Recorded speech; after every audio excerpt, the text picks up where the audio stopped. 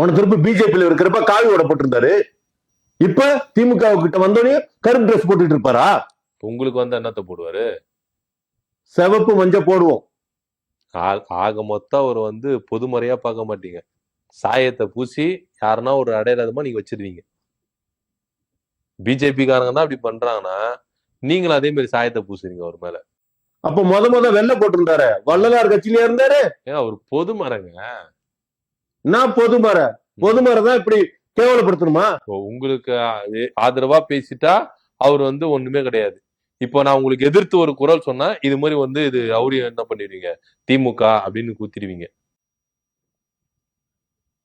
எங்களுக்கு எதிரானவர் திருவள்ளூரா இருந்தாலும் சரி, வேற மாதிரி ஆயிரும். அப்ப திருவள்ளூர் தொகுதியில நிக்க மாட்டீங்க. திருவள்ளூர் தொகுதியில நிக்க மாட்டோமா?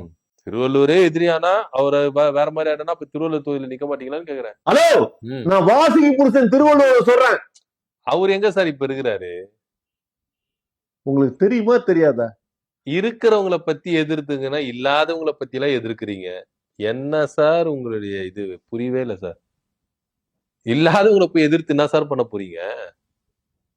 ஒரு விஷயம், அவர் இல்லாம இருந்தாலும் உலகம் பூரா அவரை சொன்னா தெரியும். ஆமா, புரியுதுங்களா?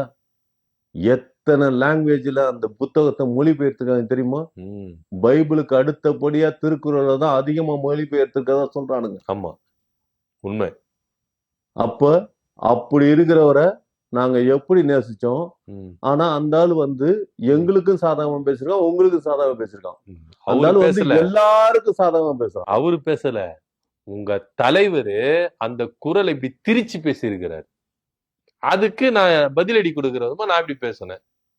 நீங்களும் திருச்சி பேசுனீங்க. ஆமா. அப்ப திருவள்ளூர் பேசல, அவர் பேசல, திருச்சி பேசிச்சு. அதானே பார்த்தேன். அடுத்து மதுரை பேசும், அடுத்து கோயம்புத்தூர் பேசும்.